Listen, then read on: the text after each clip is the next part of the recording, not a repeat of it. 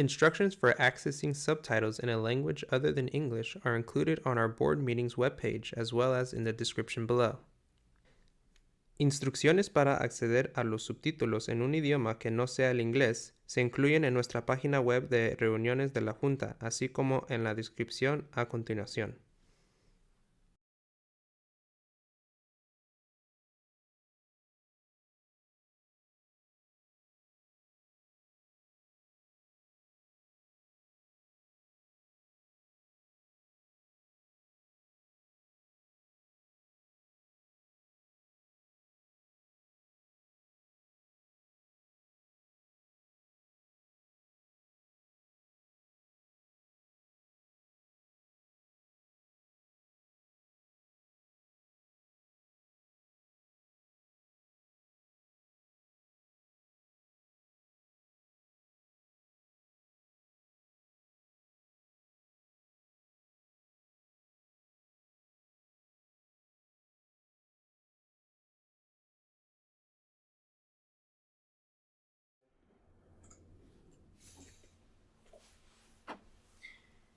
Good evening and welcome to the Ross Valley School District Board of Trustees regular meeting. Today is March 26, 2025. I'm Trustee Chris Landles-Cobb, and I'm calling the meeting to order at 6:02 p.m. We have 3 trustees present in person at the Ross Valley School District office at 100 Shaw Drive in San Anselmo, myself, Daniel Cassidy, and Rachel Litwack. We also have cabinet members present, Superintendent Tyler Graff, Eric Sable, and Chris Carson. The meeting is being live streamed via YouTube, and the link is on our website and on the agenda. There will be a 60-second delay between the meeting and the YouTube live stream. An audio recording of the meeting will be made available to the public on our district website within 72 hours following the meeting. We have one item on our closed session being conference with legal counsel, anticipated litigation, significant exposure to litigation pursuant to Government Code 54956.9, subdivision D2 or 3, special education program dispute. It's one case, student ID 5331936-835. Before the board recesses to closed session, we always allow for public comments only on the closed session agenda. There is no one in the room to make those comments. So I'm going to adjourn to closed session. Recess to closed session. The time is 6:03 p.m.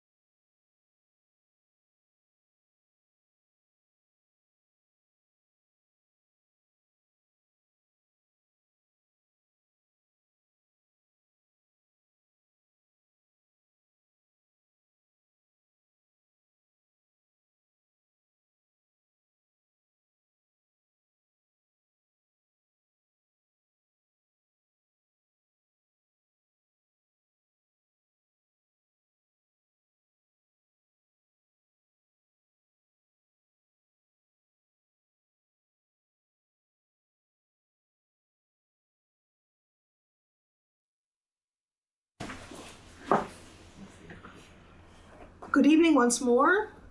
The time is 6:23 and we are reconvening from closed session. The board is reporting out that it voted unanimously 3-0 for student ID 5331-936835. Moving on to the procedural items. We're going to say the Pledge of Allegiance, but before we do, we often have either a democratic reflection, and I have one tonight that I want to share. The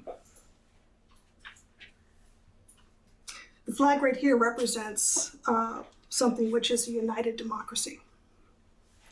It was sewn together to reflect that for this country.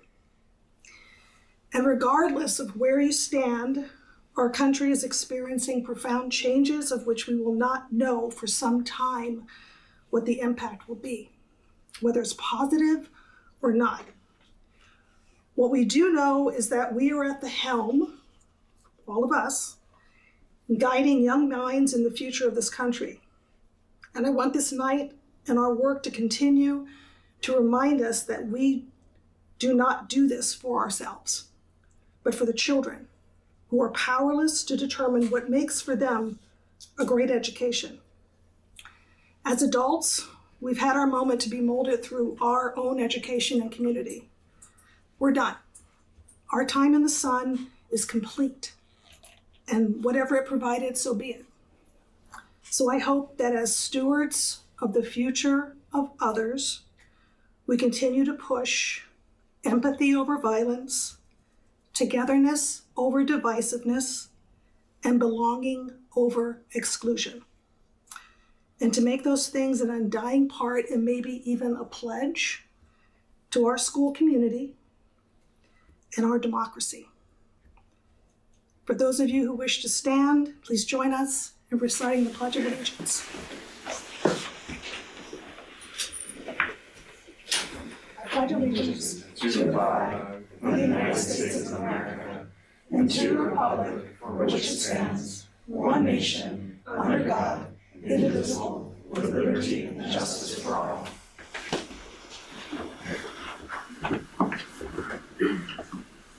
Moving on to, this does get fun. That was heavy, but this does get fun. Moving on from procedural C to item number 2, to adopt the agenda and time allocations. Do we have any thing to note from the board? Yeah. Okay, can I put out for a motion to approve? Recommend we adopt the agenda and time allocations. I will second it. Okay, so be it. We have adopted the agenda and time allocations. Daniel? Aye. Aye. Aye. Approved. Okay, now to the fun part. We have a student presentation tonight from our White Hill Mathematics program. I'm going to give the floor to you. Come on up. We can have students.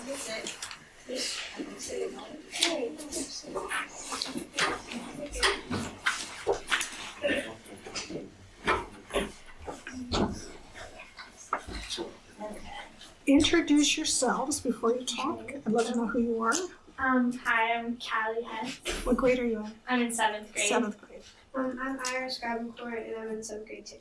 I'm Camila Gomez and I'm in 7th grade. I'm Joycey Gramajo and I'm in 7th grade. So I'm Mr. Baker. I'm one of the White Hill co-principals, and we are thrilled to have our White Hill students here and 2 of our White Hill math teachers. Kind of a big topic has been really math skills in general and how critical they are. And we've seen there's been a lot of discussion, especially after COVID, about making sure that students accelerate their math learning. A lot of our work at White Hill has been focused on this, and we are so fortunate to have 2 incredible educators who have joined our team in the last few years, and Ms. Evans and Ms. Hatfield, to really help lead this work and provide these transferable skills to prepare students for high school and beyond. A lot of our work, we've been trying to leverage, the power of collective teacher efficacy, when teachers work together, the power of that, looking at priority skills, and that first best instruction that they talk about and collaborate about. They also have been collaborating around assessments, shared assessments, and then come together and look at the data and look to how we can accelerate students, that we can offer extension activities as well as interventions when needed. So with that, I'm going to turn the floor over to our teachers, Ms. Evans and Ms. Hatfield. Hi everybody, I'm Jamie Evans. I teach 7th grade and an 8th grade workshop class.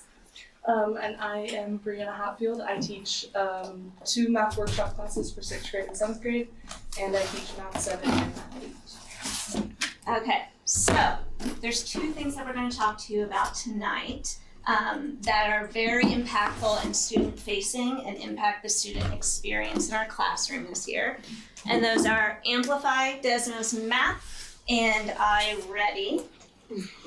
Ms. Evans, do you want me to help? Yeah, you would have. You like getting correct? Like it. And what I'm going to Wait a second. try to be flexible with tech here. Thank you. Okay. And if while I'm introducing, if I could have you all be our students and try to go to this website. Is it big enough for us to see? What's the website? So learning.amplify. It's learning.amplify.com/join. I didn't know we had to take a test today. Are we getting? I have a question. I'm like, yeah, test. Okay, so And those. then the join code is 2EK Mary HH. And then do we have a class code? Or is that You can just log in with Google. Google? Okay. And then Teresa, we can go back to the presentation. Interested in here. You can say start activity. Show me the academy for signing up for stuff. I don't have an account. I don't either. We don't have Right. accounts. You can just say log in with Google. You don't have to have an account. Your slides are first. They switched over to our trustee Google accounts. I'm Star student right here. Star student. I would use Raffle another ticket. account. I might have to try another account. Yeah, One maybe time. last time. Did you use your trustee on your? I did. Because it should have worked with that. Yeah, I did have a trustee account there. Can you help me? Alright, let me check in my trustee account. Do you guys have the one student in so far? I'm in. Okay, we got 2, we Eric's got 3. I'm not in. I'm not in. So they don't have an account. Let's see, do we have a trustee account? Like, it already exists on my page, so. I've already failed 7th grade. I'm like, I can't say it. You guys look like fun. I'll hang out with you again. Trustee again, maybe. Wait, do you have Martinez? I think we have to be logged, we have to have like our emails in. Yeah. You shouldn't have to have an account because just give like a single session code. Be friends. So maybe So what's the rest of the code was 2 in person. Jamie, what's the rest of the code? Oh, there it is, sorry. There's a spot in the corner on the sign up page that says like log in as student, and that will allow you to join with the code. Yeah, it does that, but it takes us back to that page. Even at clicking student sign up in the corner? Yeah, and then it's a loop, it goes back to, Oh yeah, so it kicks you back to this yeah, the entering code. in the code. It's okay. I think we will be able to just have the few people that are logged in, and we'll be able to see what we're. I don't see the one that's logged in. Oh. Ooh. My computer. Yeah. Wait, do I have to do the math test now? Chris wanted to do the math Two-step test. verification, my goodness. You sign? Good job. Did you just create one with like a personal account? Yeah, I just took it from my personal account. I'm 100%. Oh. Okay. I think we have enough folks in. So if you're not in, Don't worry about it. Oh, it's on. We have to go to the first slides. It's on mine right now. Again, with my Google. Do you want to? Daniel's got a screen that you can share. Sure. And then Tyler and Rachel can share. Yeah. Okay.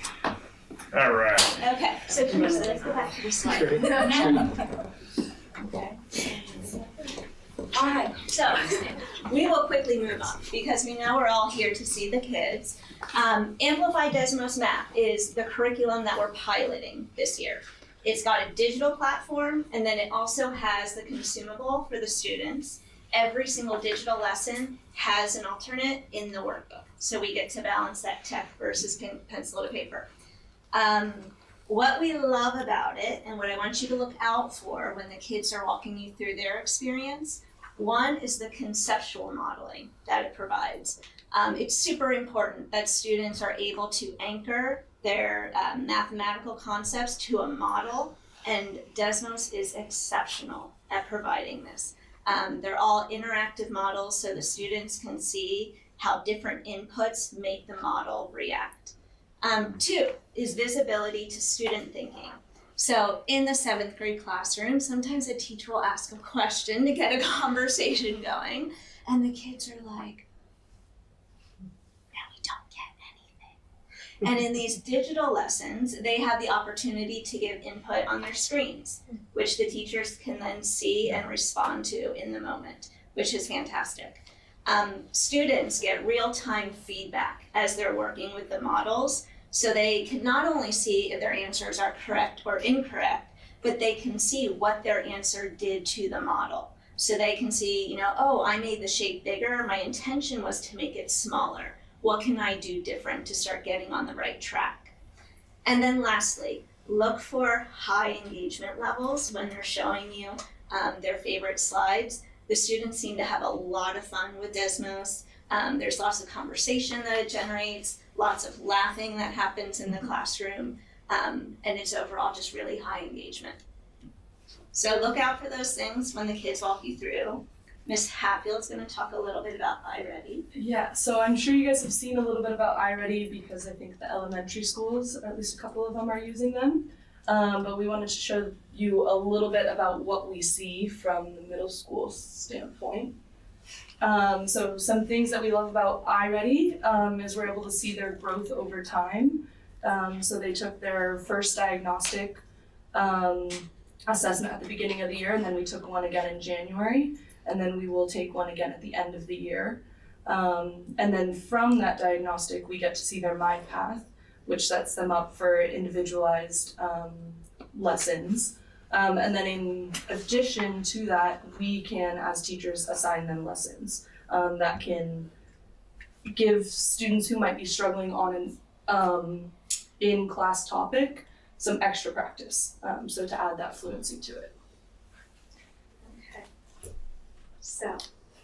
And then these are just some quick snapshots of what we might see. So the first one on the left is seeing their growth over time after working through iReady. So starting at a grade 7 level and then getting to being on grade level after the January assessment. And then it can break it down based on domains.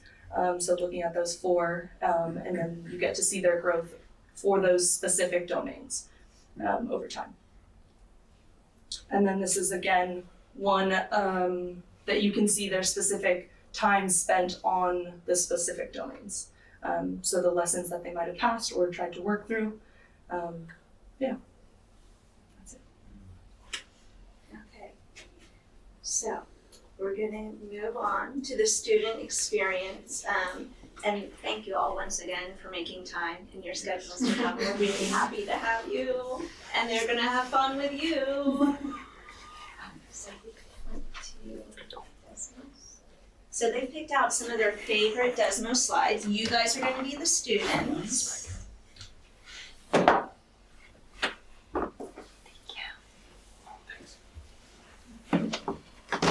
Callie, do you wanna tell us what the slide's all about? Oh, this is Iris. Oh, Iris.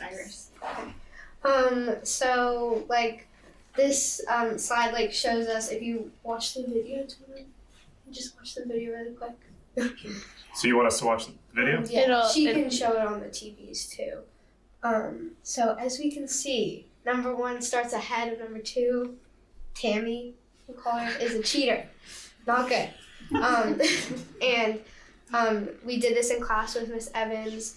At the start of class, it's a really nice way. Like, to start class, you know, we get to, like, write down stuff, and that, like, lets us interact with our classmates. And Miss Evans will, like, point out funny things in our stories when we're writing them.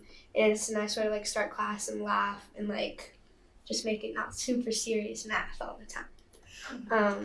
Yeah, and it's also, like, really a nice way to, like, get into unproportional relationships. As we can see, Tammy starts ahead, so on a graph, Tammy would not be going through the origin of the slope, or of the graph. And yeah, it's a nice way to display it.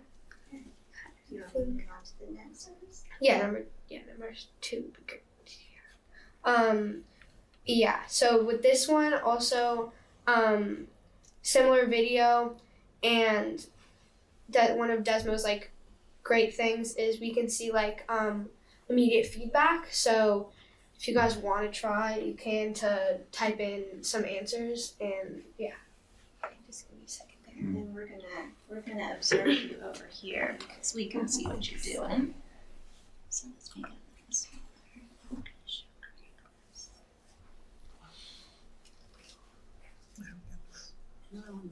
So at the second. 2 seconds. Turtle 1. The turtles? So. Yeah. Starts. So this is 6, 7, 8, 9 for turtle 2. So it's like how far 1 foot. You can go trying. Turtle 2 is going 3 feet. So it's 3, 3, 6, 9. That's what I meant. Yeah. So it's going 12 feet and 6 seconds, basically. We're struggling a little bit. Not us. We're not struggling. We're not struggling. So in 6 seconds. You're right. So this has got to be 12. yeah. Try again. Oh. 6 and 9. Okay. Turtle 1. So in Go from the start. 2 seconds. Right. So, yeah, so if we've got this at 0 seconds, you've got 6. So see, I see. already went 6 feet That's right. before even at starting. 1 second. If you guys look at the video, it's a little hint. You can do the dial. You can just at 2 seconds, we can see that turtle 2 is at 6 feet. Oh, you can Wait. Let's go back. Yeah, you can Turtle. do that. Turtle 1. Started Oh, yeah. right? Oh, Doesn't get a head start. Right, at 3. But within 1 second, they've gone. And then if it's a linear progress, if they're going at the same rate, Oh, no, they're both at the same pace, Yeah, so right? they're at 2 8. seconds. Yeah. Oh, it's gonna be 6. There we go. Oh. Team Sable is close. Team Sable is Come on, close. Sable. In 3 seconds. Go. Yes, Team Nice job, Sable. guys. Let's go. Yeah, that was. Are we Team Sable? I don't know. Who's Team Yeah, Sable? we got it. Congratulations. You did it. Oh, because it's And But- yeah. so it can't be 12. Thank you. Like you can see with the video, like when I was doing this slide, it helped with the video because you can draw it back and it gives you that dial with like the feet marks, and that really helps with like visual learning. Like personally, I'm more of a visual learner, and it helps me to see like graphs and stuff. But can I ask a question, Iris? You said something about a graph and like lines and stuff. Oh. How did you get that from this, or you just know that as the teacher? It was There's the graph. well, Oh, that's if we the just graph? take away the graph or the table there, and we look at the video, Tammy number 1 the cheater. is when she would start. She would go through the line and intercept. If you call Tammy a cheater, maybe Tammy's blind. Yeah, Maybe Tammy's different. Right, maybe Tammy needed that extra push Yeah, forward. who knows? But she's still lost. Yeah, that's the sad part. But, or maybe she goes to McDonald's. Yeah, who knows? I like that. Yeah. I like that. Yeah, but like, see, it makes it fun. It is fun. Yeah, we like it. You know what I like? I like that collaboratively we Yeah. both figured out We do want that a lot. right. Yeah. And then together, We all knew that. We still I had learned to that help right. them. Yeah. I had to help them. Yeah. Yeah. That's It's really fun. Nice. Yeah. Thank you so much. Thank you. Let's take a look at Callie's favorite slide. Yeah, Okay. yeah, now we got it. So if you guys wanna press, you guys can press try it and see what the video will show you. Okay. Okay. Let's see. No. You said try it. Yeah, it's not good. So in this lesson we were learning about slope and how like one of them is going in a straight line, and whereas the one on the right has like different triangles that have different slope angles. That's gonna be a really rough ride. Um, How do we reset it? I just hit reset. So and is hit it, down. if I'm looking at this correctly, the first one has the straight because the two lines are equidistant? Does that equate to proportion of slope?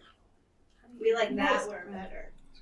Proportion? yeah, So the yeah. proportionate distance between point A and point B to C is equidistant. Yeah, That creates the proportionate slope. yeah, and I really like Or these similar because angles. like it gives you like a way to like, it gives you like a thing to look at, whereas like instead of just like having a teacher explain it, you have like a model right in front of you that you can look at, like, oh, this one looks right, oh, this one doesn't look right. Okay, we're gonna go to the next one, and you guys can try to figure out, so obviously 20 is the wrong answer because it's too tall and would make it not Oh, that's cool. You can see right there. Yes. But why is it 10? Because okay. 4, 10, 16. 24, 16. Looks like Team Stable already got it. Team Sable, high flyers. So this. Yeah. Boom. Boom. I know. Because it's a proportion What? to Or right 8. Because that's what you multiply 6 by. Okay. Yeah. I'm not sure what you said. That's 8. Okay. Looks like everyone got it right. So, like Iris said, 60 divided by 6 is 10. So yeah, it's 10. Yeah. like Iris said, I really like how like it gives you, like when you put in the answer and like try to check it, it gives you an automatic answer, like to see if you're wrong or right, and like how you need to like change it. Like obviously if you put in a number higher than 20 or higher than 10, it would be way too like large and wouldn't be a like proportional slope. But if you put in something that was lower than 10, you could see that it was the wrong answer.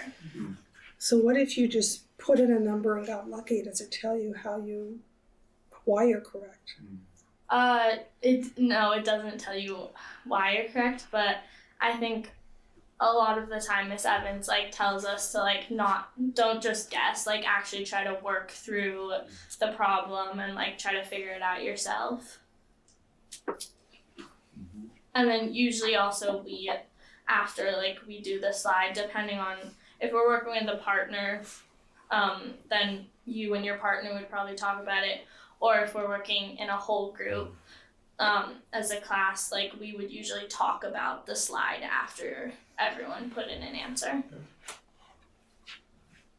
Okay. Thank you, Kelly. All right, so we're gonna go next to Joyce's slide.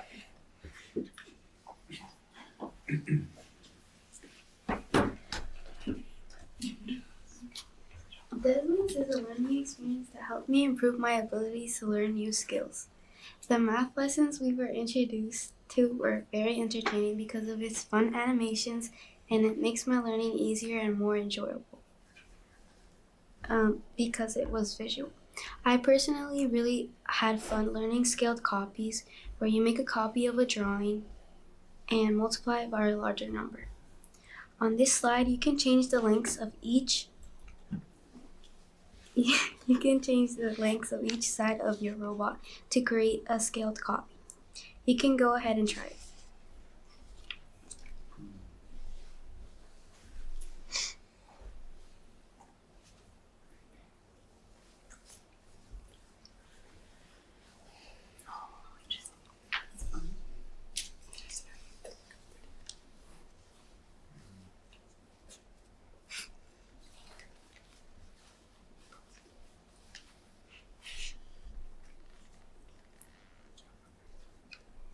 Right? It seems like it's What's not the scale? That would be 1-to-1, right? Teacher, I have a question. What does scale factor mean? Did you already try doing it wrong? Enter in the wrong number, see what it does. Oh, you got it right. Try entering the wrong number. That meant so. Try entering the wrong number, is what I'm saying.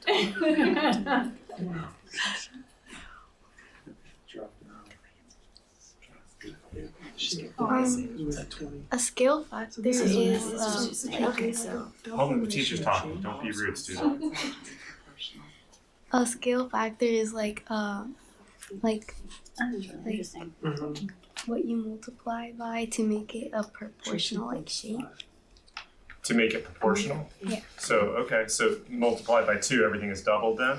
Yeah. Scale that, okay, cool. Yeah, 'cause I don't think it's, I don't think you changed my slide. Cause it's not all the way around. So how do you select the right? So So a this question is- that I've had is, Rachel and I aren't necessarily, well, I'll speak for myself. I'm not necessarily a tech native, so sometimes the tech stuff, I don't know how to like figure out how to change one of the lengths of the sides. Is tech ever an issue for you all when you're doing this? Or is it pretty, No, we're Gen Z. yeah.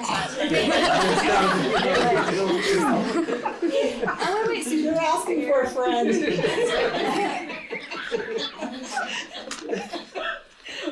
Good answer. So we continue to hold it. Oh, There you go, okay. There we go, okay, cause I was like, how do I get this different? Okay, so, that's interesting. Can you get it to Cause we were really close to 12? There you go. yeah. It was 12, it's an 11 flat. I really enjoyed this slide because it helped me understand how this could be useful, like in real life, where maps and like blueprints are like scaled down, and many other like things like projects and yeah. And this next slide is for Camilla.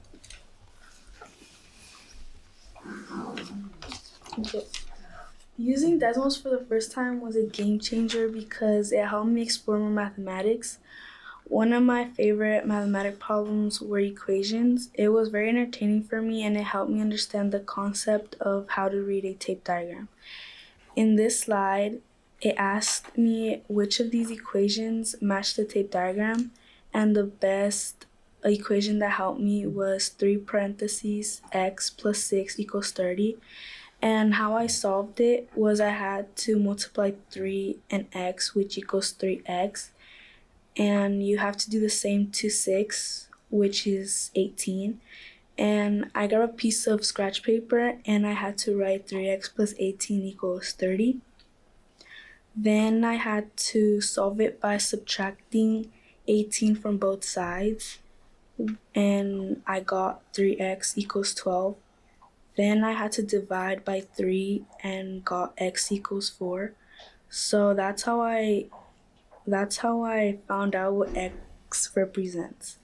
And this is how Desmos helped me solve a concept problem. good. Okay, I was trying to understand each segment. Yeah. One of the things we've been talking about at the district level is how much time kids are on screens in class, and thinking about, you know, like a kindergarten student probably shouldn't be on screens very much, but a middle school student needs to be able to learn how to work with technology. What do you feel like do you feel like you're getting the right amount of technology use in school? Too much? Not enough? What are your thoughts? I think like Miss Evans like does a good job of like switching between like going from online Desmos to like our Desmos workbook, and like for homework we always have we have practice problems in our Desmos workbook, so like I feel like it's definitely a good amount of like each. Yeah, I think sometimes we do spend a lot of time on screens, which is like understandable. We have like a lot of our curriculum is on screens, but teachers, Miss Evans definitely has been getting more on top of like computer usage, because like, you know, it's natural for middle schoolers to get sidetracked on computers. So like, yeah, we've been more on top of that, which is nice. When you do exams, when you do testing, it's all paper. Yeah. Correct? Yeah, in math, I've definitely taken some history tests. Yeah, but Like the but past in, year. in math it's always like on paper. Yeah, so I'm thinking about when you're doing these exercises, do you find that they transfer well to when you have to take this to this to this? And Yeah. That's really good. Like, That's great. it's a little hard for the slide that I showed with like the video. It's a little hard to show that, Mhm. but I think they like write it out really Mhm. nice and it's easy to understand. That's great. Yeah, because I think a lot of the time like our tests will like have references to like turtles or whatever, like when we were learning about the proportional and non-proportional, like it'll be like turtle 1 and turtle 2 or whatever. Do you think you like math more because of this? I really like You that like it this more? year with like the slope and geometry, like X and like algebra in general. It's really Yeah, I bet. This is really awesome. And Camilla, what did you like about the equations? Like, that's a crazy thing that you said, like, I'm excited about equations. Like, what about that it's awesome to hear. I just like how with distributed property I could find out the answer more quicker, and yeah. That's awesome to hear. That's great. So a question before you were in Ms. Evans and Ms. Hatfield's classes, did you feel like you were good at math, and did you like math? Yeah. Yeah. I did. I think I I mean- wasn't good at math, but I think I liked it. I was good enough to get this today though. So. Yeah, I had Miss Hatfield last year for 6th grade, so I think both of them are like such good math teachers. We do not fit in this. You couldn't know I was gonna ask that. What do you two think to that answer? Well, I personally, like, back then I was, like, struggling with math, but, like, since, like, we got, like, introduced to Desmos, I feel like it was more funner, which interested me more and wanted me to, like, learn more, so I think that helped.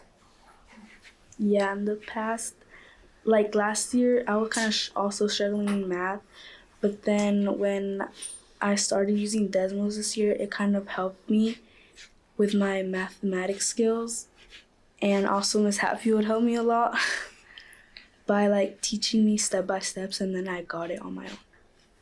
Camila, I've been really impressed with your academic vocabulary too. Like, you were using all the math language, which is pretty impressive. Thank you. Yeah.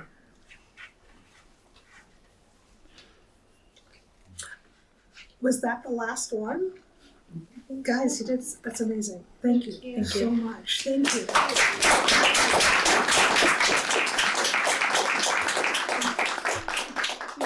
Before we wrap up, I want each of you to take a moment and tell us who you came with tonight. Okay? And then after that, we want all 4 of you to come up here and have a seat in our seats, because the world needs mathematicians in the front and center. So why don't we start? Tell us who you came with tonight. I came with my dad and my dog. I came with my brother and my mom and my dad. Yay, in the front. Hello. I came with my mom. She's in the back. I came with both my parents. Hello. Well, you guys, I am just impressed beyond belief. And believe it or not, you're going to have to find out the variable of X your whole life. And so this is a great way to start. At least it's fun, right? So will you come up here and join us and have a picture with us? Yes. Yes. Take a seat. Take the seat that you'd like to sit in. Watch out for these cords.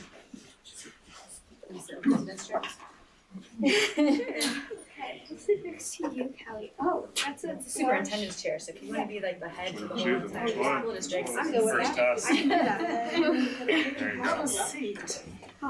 That's right, guys. Shelly, come on up here. Shelley.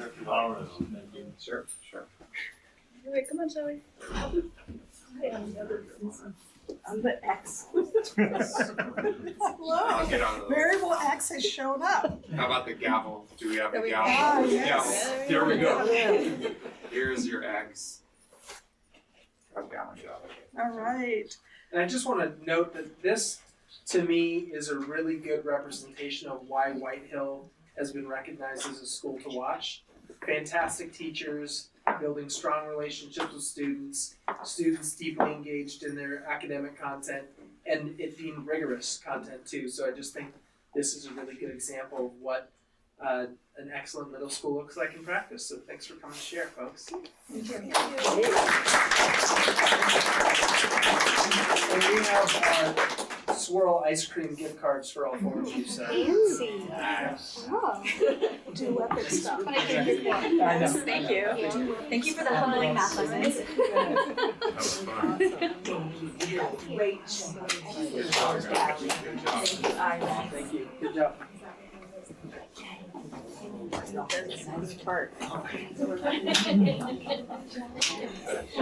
Do you guys want the books back, or should we keep these? Not a gift? Technically, I mean, you guys pay for it. Discarded books, dude. My fifth grader was gonna get a leg up on it. There you go. Yeah. Thank you.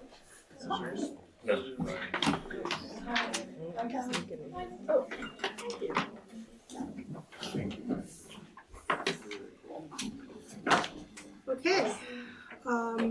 That was wonderful. Gosh, that's like the best. The best. That is the best. And I felt that moment where just about to not be as bright as my kids. You have to call it like the high school homework and math, right? Okay, so we are going to now move on to section E of our agenda, communication. One, public comment regarding items not on the open session agenda. I am looking out to see if anyone has any comments that they'd like to make, fill out the card. Okay, at this time, no one has expressed. I haven't filled out the card, but I would like to speak. Non-agenda? Non-agenda item? I'm here as a representative of RVTA. That's the next That's the next one. Yeah. Okay, so I will have that. So other than you coming to something on the agenda, there's no one here to have a comment. Okay, all right. Moving on, communication, correspondence, communication to the board. Acknowledge our receipt of information sent by a parent. Appreciate the outreach. Those of you who are interested, take a look at it. We encourage everyone to read it. Do we have any comment from the board on that? Okay. Number 3, announcements by the labor unions, the CSEA and RVTA. And we welcome. Yeah. Okay. Mitch Brown. And just for the recording, could you state your name? Yeah. My name is Mitch Brown, and I'm a 5th grade teacher at Manor. I'm in my 20th year, and I'm just here representing Manor as our site rep. for RVTA. And this is kind of the first time I've ever spoken to the board. So it's kind of a big moment for me in those 20 years. So I just want to thank you for all the collaborative work we've been doing with Measure E. And our district is continuing to progress towards providing our students with an educational experience that's challenging, engaging, and inspiring. We have amazing teachers at our schools, and the California Distinguished School designations for Brookside and Hidden Valley validates everyone's hard work. I was on the bargaining committee in 22-23, and I know that it must have been hard for you all to hear the testimonials that were shared during that negotiating year. And I know that you heard us, and I am hopeful that Measure E will pass and help RVSD to pay our teachers a living wage. At that time, trustees spoke about pressuring policymakers to think outside of the box to fund our schools. Now, more than ever before, I hope that you will continue to think creatively about stabilizing funding for our schools and advocating for in Sacramento. California is the 5th largest economy in the world, and we are currently ranking 37th at U.S. News and World Report. And lastly, I want to invite you all to come to our schools and connect with our school communities and our staff. And in this competitive school choice environment, stellar teaching is continuing to take place in RVSD. I'd love you to come and see. I think all of our teachers would. And during your site tours, hopefully you could join up on a Wednesday morning with our TK and kindergarten parents, and you can be impressed by how our student ambassadors are sharing their learning in our schools with you, and hopefully you can be available to answer some questions with these incoming parents, hopefully. And while funding competitive salaries for our teachers is difficult, teachers' commitments to their students and to their craft is rock solid. And we look forward to working with you to better the learning experience for all of our students. Thank you. Thank you. Thank you.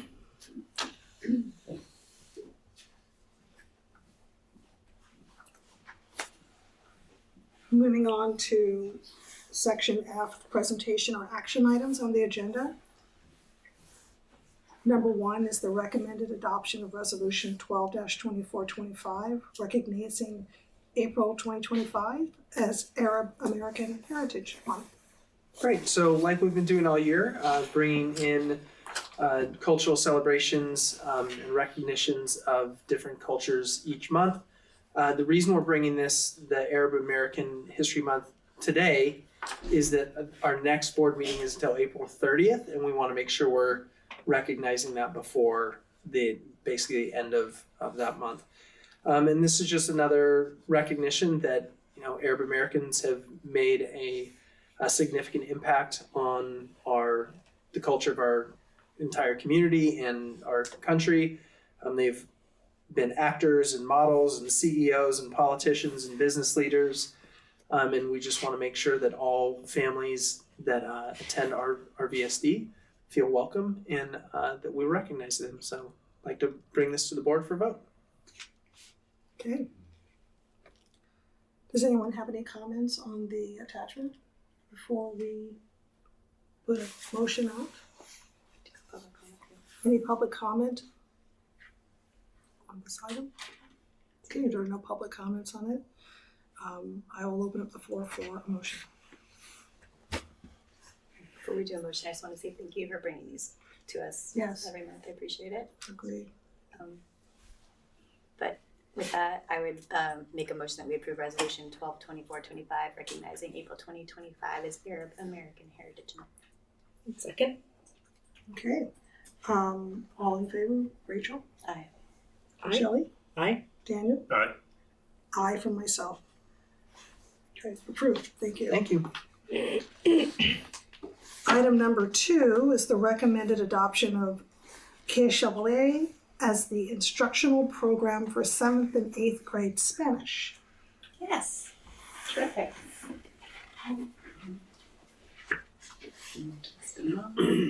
So Mary Claire Mullen, our co-principal at Whitehill, is going to be presenting with me this evening.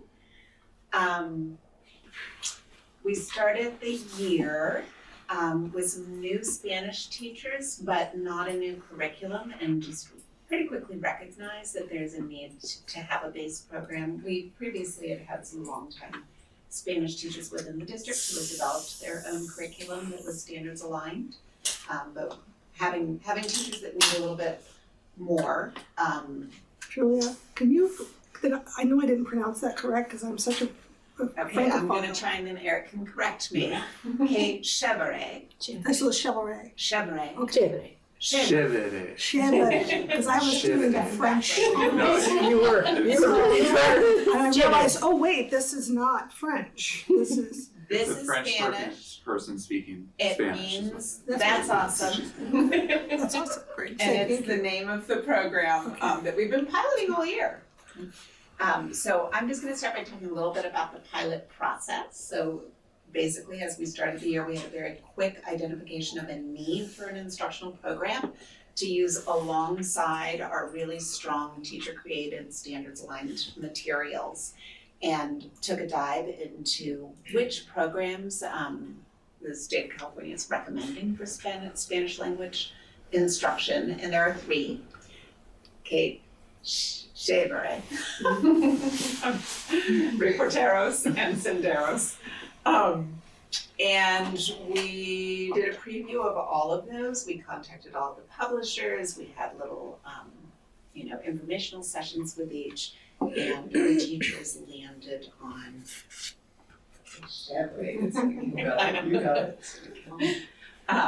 So, as a full year pilot, and so we had a full training day on September 27th. We launched the program and also had ongoing coaching. There were office hours that teachers could tap into, or they could schedule any kind of a coaching session that they needed. And so that's how we launched. And then I think in February, I reached out to the teachers to get their feedback on the program, and we got really positive feedback. And here we are now recommending to move forward with this program. And then just a little bit about the evaluation lens, what we were looking for. Of course, we want it to be a program that is aligned to the standards. That's why it was recommended by the state of California, by the CDE. Structured to support gradual language acquisition. Something that we love about this program is that it represents all of the diversity of Spanish-speaking peoples. It's very strong in terms of understanding Spanish culture around the world and bringing in real-world contexts. I think sometimes some of these older programs are really kind of wonky and ridiculous for kids, and there's a very strong attempt to connect these instructional materials to who middle school kiddos are. And then there's really good teacher supports. It's a pretty easy program to navigate. We purchased hard text print copies for each of our classrooms, so there's a class set of those in the room, but there's also the entire program is available online. And some teachers and some kids prefer using it online, I think, but it's nice to be able to have both. There are also workbooks. Auditory accents, is it that? Assistance hearing what words sound like. Yes, I mean, that's a big piece with the world language, right? Yes, yeah, when you have it online, you can click a word and know exactly how it's meant to be pronounced, which I think I need. Do you want to take this up? Yeah, sure. I think, so, as Julie was kind of saying on the last set, one of the things that we loved about this curriculum was how much it embedded the language experience also with kind of the cultural context, so that students were really also just thinking not just about the language, but the culture in which this language is used across the world. So there's real connections across each unit to that.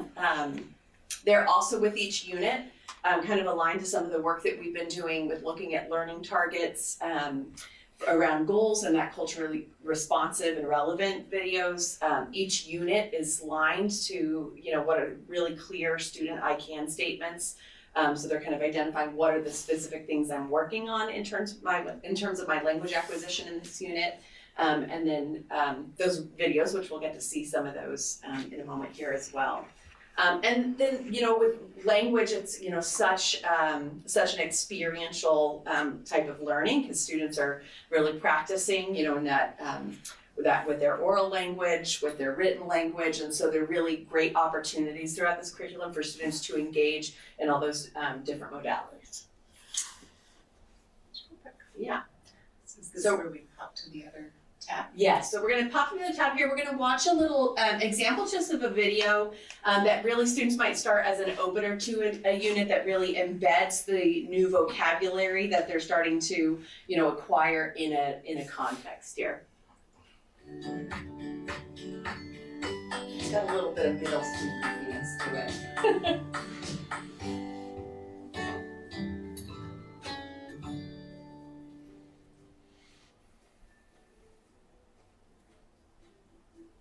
Hola, ¿cómo te llamas?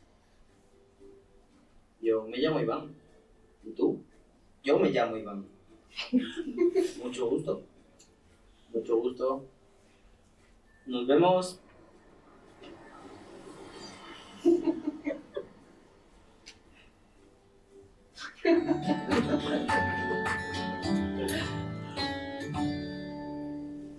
Hola, Iván.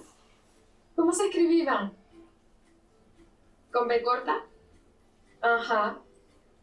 ¿Y mayúscula? B corta. A con acento. N. Gracias. Adiós. Iván.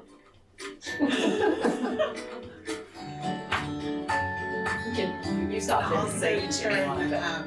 So what are they doing there? Are they now reciting what they said to each other? I mean, I'm trying to understand like how that's... So it's setting the vocabulary for the lesson. So like in that first one where you're learning each other's names, kids then get paired up and they're talking to each other and practicing idioma, that kind of thing, and bringing in more vocabulary. You can also show the video as it shows right there with either Spanish subtitles or English subtitles, both of which are useful. I think you can even play them both at once. I think just one at a time. Okay, cool. Yeah, but it does also within the video also give you a transcript of the whole conversation too, so you're able to kind of look back at that as you're looking through the video. You could give students that transcript to go through. So again, thinking like you're both working with them, like understanding the written connection between the language that they're hearing, acquiring that new vocabulary. So there's in there, this is like an example of a beginning one. So they're still working on understanding like their alphabet letters. So that spelling out of, the student's name is also reinforcing the, each of those letters in there as well. Was that like intro 101? Yes, very first unit. So very intro 101. So this is like, none of that made any sense to me. And that's part of it, right? Like, okay, this is where I'm going to get to by the end of this class. It's like you're basically trying to start a unit with some sort of immersion where kids are like, okay, I can kind of tell they're introducing each other, or she's like talking to someone on the phone, and like it gets kids engaged by like wondering what's going to happen. And then the teacher starts doing lessons where they're saying, okay, in order to introduce, you have to say, your name is me llamo Tyler, and you have to start actually practicing. And it is how people acquire language, right? People come here from another country and they're hearing so much English and they're going to pick up some pieces of it and they're not going to know a lot of it. And it's very similar within the classroom of that immersion in language rather than mostly being English and just saying a couple of vocabulary words of the day, which doesn't take you all that far. Does this also pay sensitivity to like if I'm learning Spanish and I go to another country, you have all these different ways of people talking, different accents, faster. Someone will speak slower, they'll pronounce something differently, hola versus hola, and it's like, does it incorporate those different types of dialects to help them? Yes, and that's part of that conversation kind of when in that looking at those different cultural contexts within each unit. Yeah. So in many of the units, they're focusing on a particular region across the country, and so they'll get into some of those, across the world, and get into some of those more specific dialects or Spain is very different things. than Mexico, Yes. right? Yes. Yeah, okay, that's cool. Yeah, and then, so, I mean, it's, we're talking kind of some of the things that we really liked about this curriculum is the interactive digital textbooks, some of those student activity resources. And so here's an example, just as we're talking about kind of culture, some of the things that they might, highlight. This one is an example from a unit in which they're working on vocabulary around, houses and what's in your house. And so they're giving some context too about the different ways and different types of housing in which people might live in different parts of the world, in the Spanish-speaking world. And then in terms of kind of just the interactive pieces of the textbook, so this is the actual online digital version of the textbook. As Julia shared, there's hard copies as well. The benefit for students, especially at home and working with the interactive one, is that they are able to click right on these links that will actually read the word out and pronounce the word in Spanish, and allow them to actually interact with some of those questions and prompts that are in there in a way that's more than on a worksheet, so they can get some feedback. So I think that's pretty good because some kids might not know how to read clocks. Yeah. These days either. But this goes to another question that Tyler asked earlier. What's the total time a typical 7th grader is on a device learning at White Hill across all their courses? Do we have an idea of that? It's, that's something that John and I talk about, and actually, we're talking about more and more with our leadership team. And we spend a lot of time getting around in between classrooms and have been doing our own kind of informal survey to be able to answer that question with more data. And we're talking more with our leadership team of do we want to, really set some clear things for us to think about together as a staff collectively of what is a reasonable amount of time. It's this balance, as the students were saying, that the experience is there's some things that they are doing digitally because the tools are so valuable for helping them to deepen their understanding, right? That manipulative work that they can do with, Desmos or with some of these online supports in Spanish might be more valuable in terms of pushing their learning deeper than trying to do a bunch of calculations by hand to see what's happening. So it's really about that intentionality of when are we using digital tools, right? Or at home because they've got Netflix and Snapchat open on all their tabs, and then I'm also doing my homework on this, not paying any attention to it. So there's just it's tough. Yeah.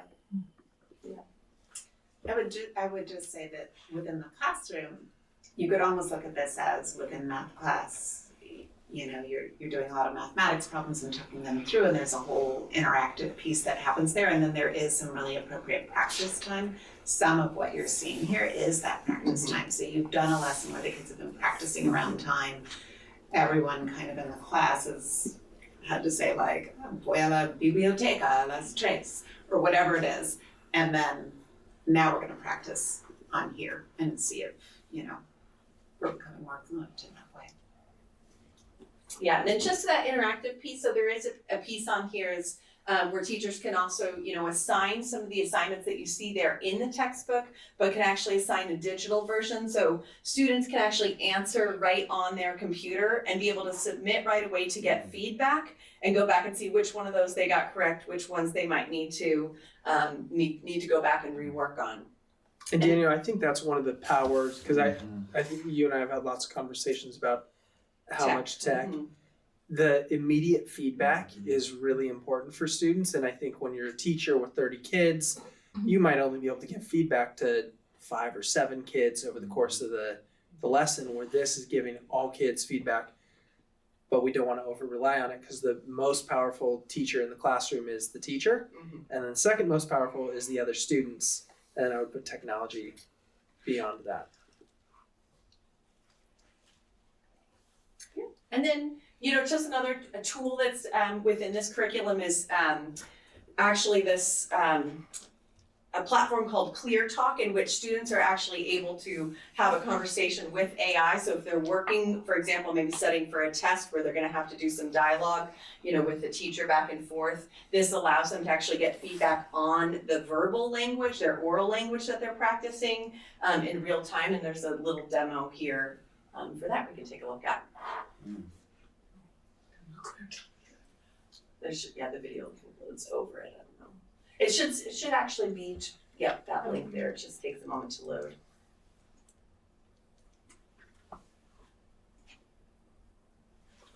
I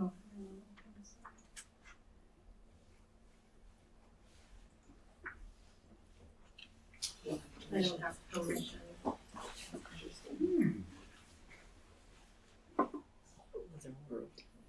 I think we're good. Yeah, okay. Anyway, in that video, what you would see is that there's a person there and it might say, give the student a prompt. So it might say, hola, and then the prompt might say, ask me, how I am. And so then the student will hit the microphone and actually give the prompt for asking how they are in Spanish. And then at the end of kind of going through those different prompts, gets back a transcript with things that were correct in the language that they used and where they might need to go back. And the other part of that that's really powerful and helpful is, a lot of students will feel, anyone feels pretty awkward when they're learning a language and can feel kind of embarrassed to speak. So it's also this really safe space where you can actually speak and get feedback, but there's nobody there. That's good. And so for kids who are shyer about speaking in class, it gives them that opportunity. Or adults. Or adults. Yes, My family is definitely. embarrassed when I try to speak Spanish, and it's just to go to your class. I would love that.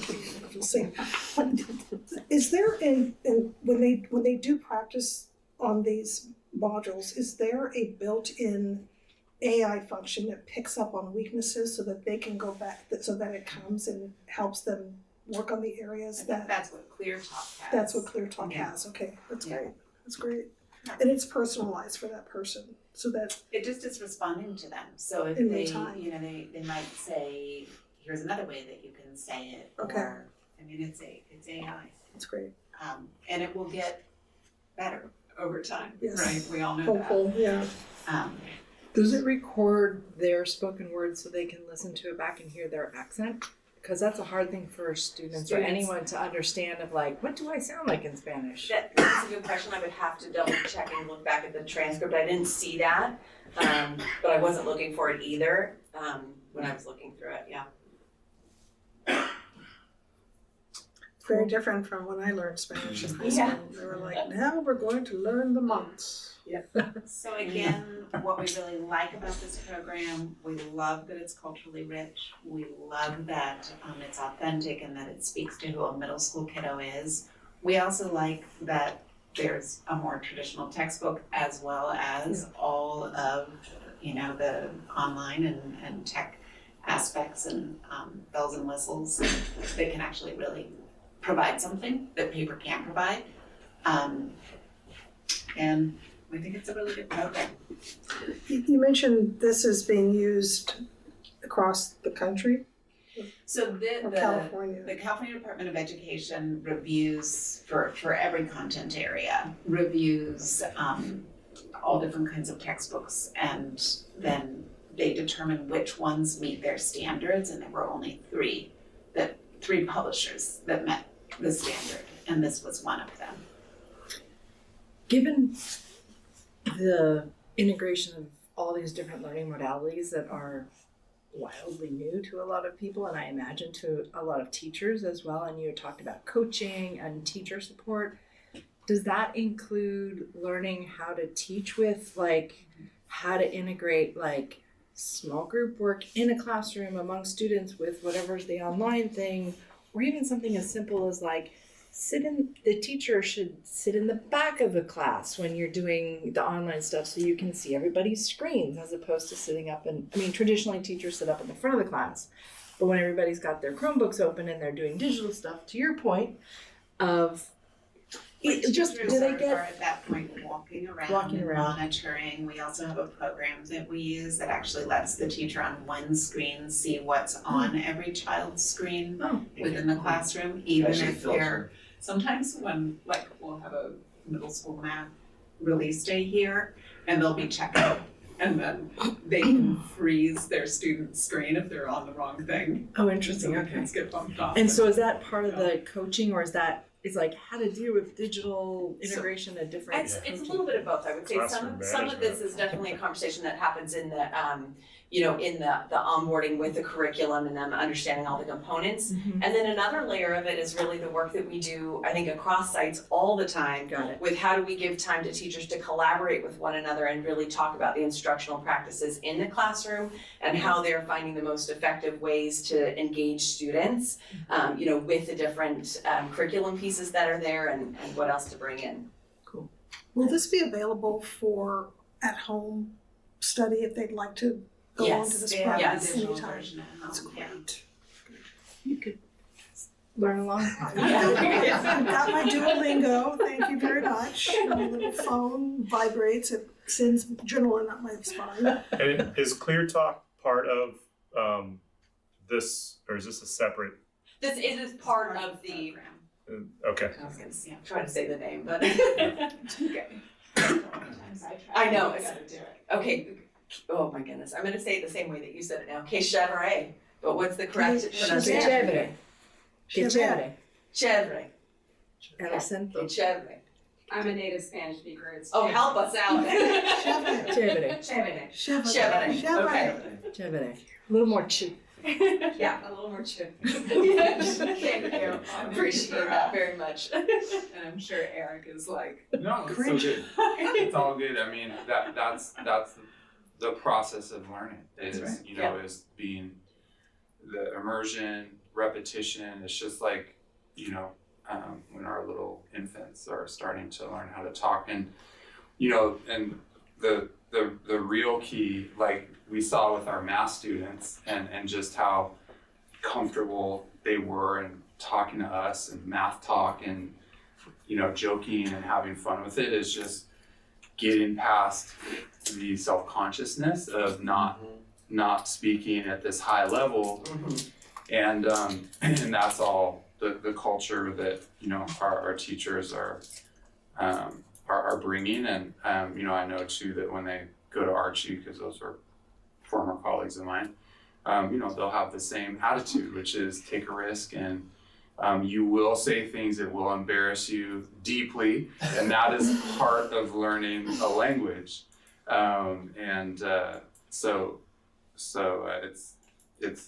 It's a cool thing to have. When I was teaching AP back when I would record my students on cassette tapes so that we could listen back and kind of analyze. And so it's really cool to also expand the teacher's capacity to be able to get the kids that sort of feedback instead of, one by one progress. Yeah, I was just gonna say, I do really appreciate the immersion approach and, you had asked about like listening to this as the beginning and like, I didn't know anything, am I supposed to know? And just that experience of having that immersion, I think is a really important twist in the way that language is taught nowadays. Not only because it's more intrinsic to the way you actually learn a language, but it also builds a sense of compassion. Yes. For everybody who's learning another language, even, especially for people who are learning English. Yeah. And that's the kind of thing that you didn't used to get except if you would go abroad. Yeah. And I've got a whole bunch of family, from Mexico and going there and being like, I don't know anything. My husband can't speak a lick of Spanish and he's the only one in the room who doesn't know what's going on. And it's a great just personal skill experience in addition to the language skill.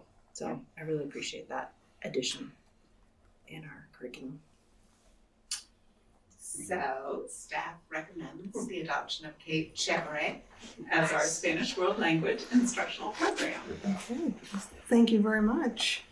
We will put this out for public comment. Does anyone have any public comment on this presentation? It does not look like there is any public comment, so I will bring it back to the board and entertain a motion for recommended adoption. I'll make a motion that we approve the adoption of this curriculum as a 7th and 8th grade Spanish World Language instructional program. Sorry, Anna. Chevre. There you go. I will second it. Okay, we have a motion and a second. Daniel. Aye. Rachel. Aye. Shelley. See. And myself? Sí, muy bien, gracias, muchas gracias. Yeah, and big thanks to Julia for leading. This was not something on her bingo card at the beginning of the year to do this, and she did it really swiftly and with good teacher input. And I think what it'll do as we have turnover in the Spanish program, it'll help support new teachers to be able to deliver high quality Spanish instruction to our kids. That's great. Yep. Thanks, Julia. Okay, well, thank you very much and congratulations. Okay, moving on to our next item, number 3, is the recommended approval of the agreement for the 2025-26 school year with San Rafael City Schools to provide services for extended learning opportunities. This one is me. This is just a continuation of the contract that we have for the current year, and what they're doing is they're helping us to ensure that we access all of the dollars for the ELOP program, which provides a 9-hour day for students that are English language learners living in poverty. So basically you're unduplicated pupils that are in grades TK through grade 6. And what they're attempting to do is also ensure that there's been multiple outreach to those parents, that they know that that program is available for them. And one other thing that it does is it provides 30 days of what they would call intercession. So that would be during winter break, during spring break as well. So it's that 9-hour day plus the 30 days. And so this contract just is with San Rafael to provide those additional supports for us. San Rafael City Schools has a full-time person that does this for their whole district, and then the person has additional time that's paid for by us. I think they do Miller Creek and maybe one other school district. So just it's a good way for us to utilize shared services across the county. This has cost us anything in addition to what we've been paying, or? No, it's just the cost of this, which is I believe it's $15,000. Okay. What is our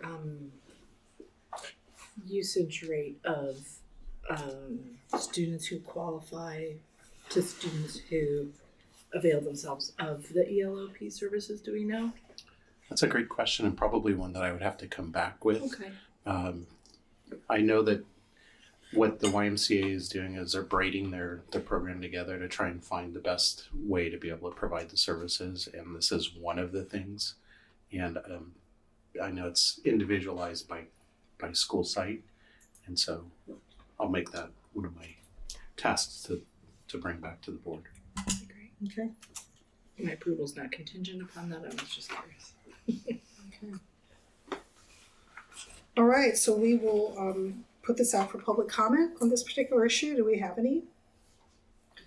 Okay, there is no public comment. I'll bring it back to the board to entertain a motion for the approval of this agreement. Make a motion to approve the staff recommended contract extension for this year at San Rafael City Schools. I'll second it. Okay, we have a motion and a second. Shelley? Aye. Daniel? Aye. Rachel? Aye. And I will add my aye as well. Okay, so approved. On to the next item, number 4, we have a recommended approval of Acceder Architects agreement for the services related to the shade structures at Hidden Valley and White Hill Middle School. Chris, I think this is you again, right? I think I have the rest of them I in think this you section. do too, but we're gonna make it a little spice it up a bit. So this is to put in the 2 shade structures at White Hill and Hidden Valley. So Hidden Valley, it's in the TKK area, and White Hill, it's in the 6th grade area in the front of the campus. And those are our shade structures that were prioritized by the parents, by the school community, and we brought back to the governing board. So we'll be putting those 2 shade structures in this summer. And as part of that process, what we need is it has to go to the Division of State Architecture for a minor ADA upgrade that might be related to those shade structures in the areas that they're at. And so they'll submit it to DSA and provide any information back to us for additional services that might need to be done, but it should be minor in nature.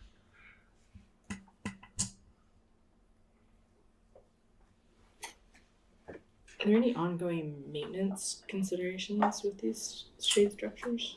There always are. These, they are fabric shade structures. They're not going to be the metal type. Even with the metal type, you would have ongoing potentially. And with the shade structures that are fabric, you have to replace the fabric every couple of years. And we're in the process of doing that, I think, at one of the sites right now as well, in another shade structure area. But again, approval of this will provide us the architectural work that we need as part of this process. Can they be retracted for when they're not needed so that the sun damage and wear from this unexpected rain, for example? They're not going to be that type of a shade structure. No, they're going to be permanent shade structures. Fixable. Yes. Okay.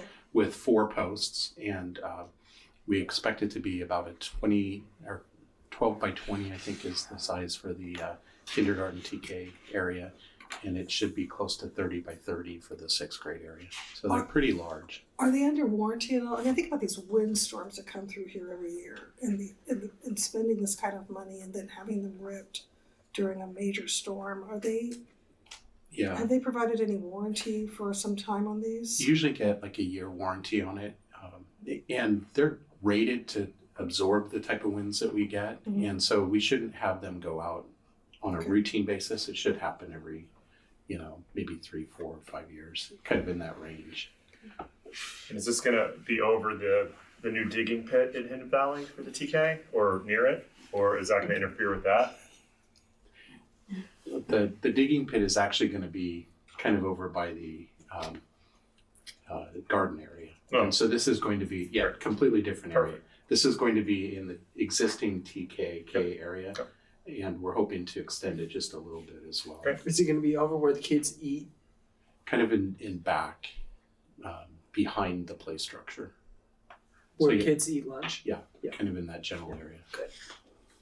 And is the funding for this the one-time funds that we got from the sale of property last year? Yes. And this is based on feedback from principals and families that we made this decision to move forward with shade structures, correct? Correct. Great. Okay. Do you have any more questions from board and cabinet? I'll bring it out to the floor for any questions or comment, public comment. Okay, at this time, there is no public comment on this issue. We'll bring it back to the board for a vote. So I'll entertain a motion. I move that we approve the recommended agreement with Axia Architects for the architectural services related to the installation of shade structures at Hidden Valley School and White Hill Middle School. Second. Okay, we have a motion and a second. Rachel? Aye. Shelley? Aye. Daniel? Aye. And aye from me. Thank you, Chris. Moving on, we have the recommended approval of Axia Architects amendment for improvements on the Brookside School Bridge. And I think this goes to you, Chris. It does. And this is an amendment. Initially, what we were planning on doing is making repairs to the bridge. And when we met with the Division of State Architecture in the fall, one of the things that came out of it is they were similar to the issues at the Children's Center. There's IOR and different things that you have to adhere to. And what they do is they look at the cost of the project in relation to the old methods of building the bridge. And if it reaches a certain percentage, it automatically then has to be rebuilt. And going through the process, we were hoping we weren't going to have to rebuild it and use different methods. But at the time of meeting with the Division of State Architecture, they're like, we don't even want to look at that. We want you to put in a new one. And so what we have to do is go through the process and do additional work. And this particular amendment allows for the additional work. So you've got a small additional amount in Axia for the work that they need to do, plus some additional fees that they have to pay out related to structural engineer, electrical engineer, because again, as you'll recall, we have electrical that goes underneath the existing bridge that is there now. And it's also for civil engineering because it's a bridge. And so the total amendment is little under 27,000, 26,710 is the total. And Chris, this is coming from the same funding source as Correct. well? Correct. Okay, and then if you're driving up Butterfield and you pass Brookside, the back parking lot's on your right, there's another bridge just up Butterfield on the right, and it's a prefabricated metal bridge. You can see it pretty easily when you drive up Butterfield. Is that a similar style bridge that we're going to be putting in? The answer is yes. You kind of took the thunder away from that last agenda item, number 7. I was like, But the answer to that is yes. unveiling of. Now we can cancel that item. Yeah, the intent is to have a prefabricated bridge. And that will make the process faster, safer, so they're not constructing it on site. It would be constructed off site, craned in place. Once a one-day job. Hopefully at that point. Is there any point where we should? They've all looked at this. The structural integrity of this bridge. Has it been deemed okay to continue the usage during the school year? Yes, but during the summer, it will be taken down. It will be taken down. Yeah, okay. That's part of the process. It'll be removed completely. Great. And I've been working with the architects. I was on the phone with them today. Part of the problem that we are seeing right now is it has to go through one statewide entity for review that takes about 6 weeks to go through. And I have the information to be able to start the process in the next few days. We also have to take the bridge through Division of State Architecture, which is another 6 weeks. So we're hoping that we can get them kind of overlapping a little bit so that we don't have to wait 6 weeks. But the hope is that we are able to take everything down, do the site prep work, because what this also will require is some Americans with Disabilities Act upgrades on the site, both on the school side, but also in the parking lot. So we'll have to do some work. And my hope is that we can do that during the summer, remove the bridge, and then ultimately crane the bridge in. Might not happen during the summer period, but before the next school year, it will happen. It might happen shortly after. Okay. Okay, as soon as possible. As soon as possible. Yeah. Thank you. So we will. Does anyone have any further questions on this? Okay, we'll put it out for public comment. We have no public comment on this. We'll bring it back to the board for to entertain a motion for approval of the Acceder Architects Amendment. I recommend that we authorize, I'm reading the one before that. Number Hold on. 5. We approve the agreement with Acceder Architects Amendment 01 for improvements on the Brookside School Bridge. I'll second it. Okay, we have a motion and a second. Daniel? Aye. Rachel? Aye. Shelley? Aye. An aye from me. Moving on to number 6 is the recommended authorization for advertisement for bid for the Brookside School Bridge. So Chris. I'm getting out in front of it. Even though we can't put it out yet, I'm getting authorization now, and that will allow me to start all the work on it and get it lined up so we can get it out as quickly as possible. Okay, that makes a lot of sense. That's pretty clear. Do you have any questions on that? You've been in touch with the folks who did the one further down Butterfield, the installation of that? Not directly, but what we did is we did get contacted by a local parent who pointed that bridge out, but at the same time, we were already working with the architect to look for a prefabricated bridge that we could crane in terms of timelines. And the architect was able to find a bridge that has gone through DSA already. And we also looked at the manufacturer of the one from down the street. We got that information from that parent. But really what we're looking for is a bridge that's already gone through the process with DSA. The manufacturer knows the processes that have to happen, has gone in, dealt with them in the past. That's the biggest issue because DSA can be its own beast at times. Any further questions for Chris on this item? They will put it out for public comment. No one's here to say anything for public comment on this issue. We'll bring it back to the board and we'll entertain a motion for number 6. I'd like to make a motion, we authorize the advertisement bid 242506 for the Brookside School Bridge Replacement Project. I'll second it. We have a motion and a second. Daniel? Aye. Rachel? Aye. Shelley? Aye. Aye for me as well. Thank you, Chris. Finally, in this area, even though it's been ruined, still on you. Number 7 is the recommended approval of resolution 13-2425 of RVSD for the designation of specific materials, meaning what is the bridge going to look like? Meaning, what is the bridge going to look like, as well as who the manufacturer Exactly. is. And so we've designated the specific bridge that we want. And with this resolution, the board then authorizes us to use that as what's considered a sole source. And so when we put out the bid, we would include this information. Whoever the contractor is that is the low bidder would then purchase the bridge directly and install it based upon the specifications within the bid itself. Okay. So we are, just so I'm clear, we're approving the usage of the materials that's being proposed that ticks and ties with everything that came before. Yes, Okay. correct. Okay. Do we have any questions, continuous questions on this? Nope. Out for public comment on number 7 on the agenda. There's no public comment. We'll bring it back to the board for entertain a motion. I move that we approve resolution 13-2425 of the Ross Valley School District for the designation of specific materials, products, things, or services for the bridge at Brookside School. Second. Okay, we have a motion and a second. Rachel? Aye. Shelley? Aye. Daniel? Aye.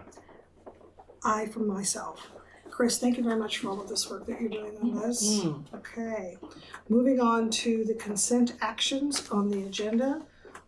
We have 1 through 10 sent preemptively for review. I'm going to put it out to the board for any questions on any of the items in front of us, with an intent to approve them with one motion. I will entertain that motion. Do you have any comment on any of these issues? Under G, consent actions? Okay, no public comments? Okay, I'll bring it back to the board for a motion I'll move consent. on the consent actions. Second. Okay, we have a motion to approve and a second. So Rachel? Aye. Shelley? Aye. Daniel? Aye. An aye from myself, all approved. Moving on, board business. Number 1, we've got committee updates, reports, and announcements from the trustees. I'll start. We went to, Tyler and I attended a JEPA meeting, Joint Exercise Power Authority, the yellow school bus. We've come a long way. It was perhaps one of the most joyful and I think impressive meetings to see the statistics of a 99%, and in some cases one was 100% arrival on time. Communication on the buses has been fluid and has been consistent. There has been an uptick in the from the estimated to the actual purchase of passes. From when they raised the price, they underestimated how many were sold, and overall they're happy. The best news is they're not going to raise the prices again going into next year. They're not going to fix what is broken. So we will continue with those services. They took chances on removing some of the routes, and it worked out well. And the level of complaints has gone from this to 1 complaint. I think they said they had 1 minimal complaint that they managed, which is a big difference. So that was a very good meeting. I don't know, Tyler, if you had anything to add. There's some conversation around the middle school students getting dropped off at Fairfax. Yeah. And because that was canceled this year, the alternative is for families and students to use the public bus. So there's an option there. I don't think every parent is ecstatic about that, but there is a viable option for all students there. Yeah. So that was a great meeting, and Tyler got to see Mr. Colbert in his Hawaiian shirt. It was, he's really great leadership. I really think running those meetings, really created an environment of camaraderie, and it was great to see. It was great to experience. Shrek production at Brookside. Proud mother of the cookie executioner. I gotta have a shout out. Great job. The Yes Foundation, I have to say, really, they are just such an important part of our schools. They brought these kids together, and it was one of the best productions. We've been going to see these before my kids were even in TK. This is one of the best shows I've seen out of Brookside by far. It was great. And parent feedback as well, and we'll talk to the Yes group at some point. But that was beyond exceptional. It was. Every it was kid amazing. loved it. Every parent loved it. Yep. The costumes were great. How do we just put that on rotation every 3 years? And next year, Hidden Valley should do it. The year after, find a couple. Anyway, I'm different soapbox. It was just incredible. Reuse the same costumes and prepare. It was exceptional. You show up and you're like, I gotta sit through this play. And I saw it twice, and I was just like, oh my God. I wanted to go every night. I'm like, that's weird. It was fantastic. Fantastic. Legally Blonde has I had very high expectations for Legally Sold Blonde out. Friday night. We couldn't get tickets. It's Yeah, sold out. Yeah. All of the shows are sold out. Did you scroll over to the right and there's that side that nobody sees. All of it is sold out. Great. I'll sell you my ticket for $45. The off-market market. So that's mine. Anybody else, any trustees have any reporting out from their committees or? We, Daniel and I were at the recent roundtable committee meeting and superintendent's council meeting. Tyler, I'll let you talk about the superintendent's council meeting, but I just wanted to say from the roundtable, having been involved in that committee for quite a number of years now, actually involved in that committee even before I was trustee, back when I was PTA chair, and it was just getting going in the lovely contentious years of trying to bring everybody together to build some common goals and visions for how we can create equitable access to the programs and resources that are funded by the parent organizations. It's just so great to see it being a given.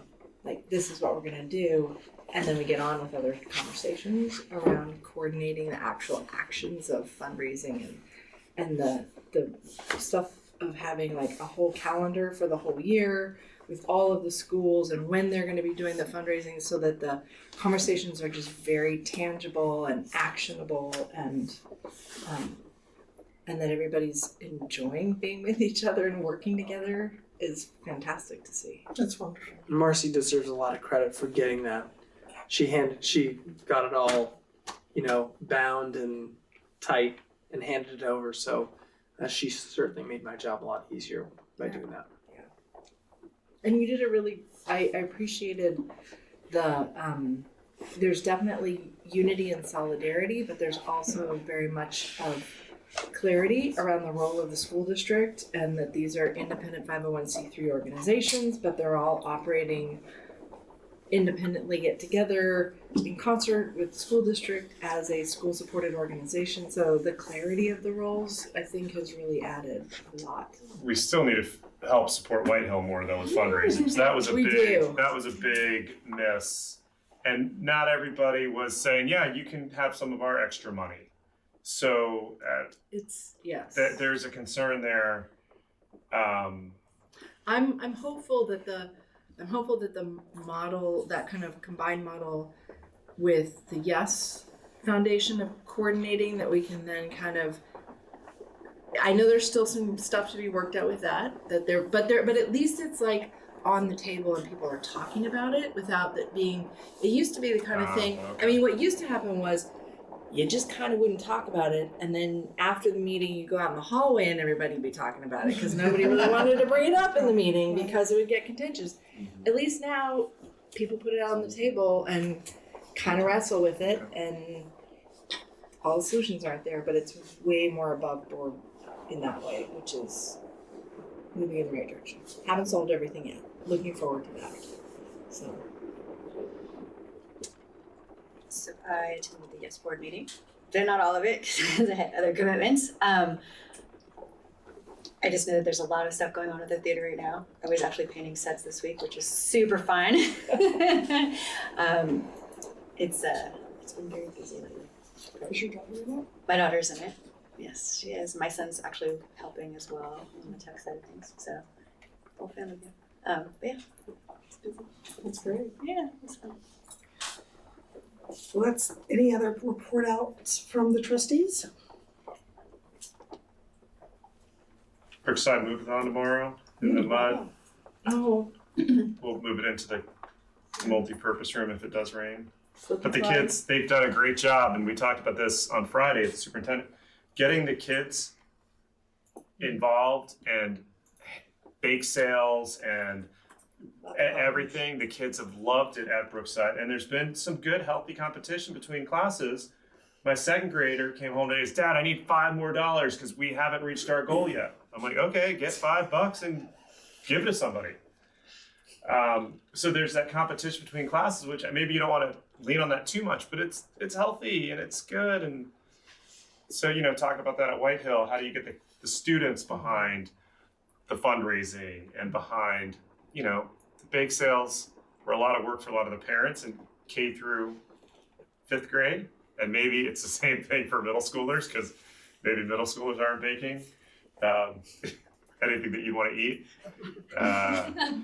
But that's been a really cool thing to see at Brookside this year, more so than years past, how excited the students are and like, hey, we've raised $7,000 a class. We've raised $6,000 a class. And I think there's some positivity that comes out of that. And I think recognizing the teachers are really helping drive, they have meetings in the morning to strategize. It's kind of, it's really kind of fun to see how it's become this, almost like this little buzz of an event that they're all excited about. It's nonprofit fundraising, advancement, right? They're little salespeople, right? And so that's, the second graders doing market day as well, and maybe they do this at every school, don't know. But, it just introduces the idea of consumers and producers and, fundraising and advancement is a big part of our economy from a nonprofit perspective. And so I think it has some really good learnings for students at a young age to participate in their own fundraising efforts. For sure. Okay. If there's no more report out, we will move on to the number 2 on board business, which is the draft of calendar meetings. Yeah, so we have a list of dates here, and appreciate the feedback when we posted this on Friday.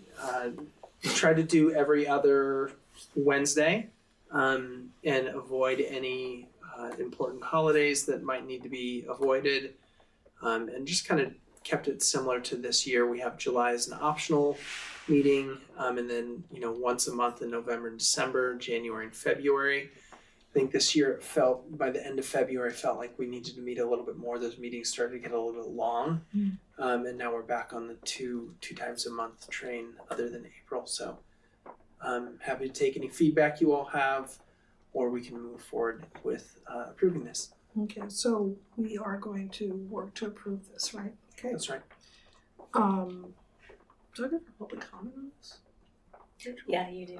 My only question was, is like for the December ones, I know, Chris, there's some sort of financial timeline for, is that going to meet your timelines if we do December 17th?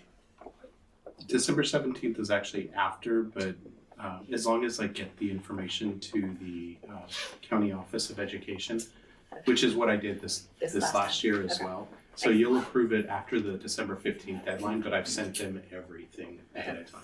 Okay. I just wanted to check, because I was like, Yeah. Is that problematic? Do you think we should move it, or? No, I think it's fine.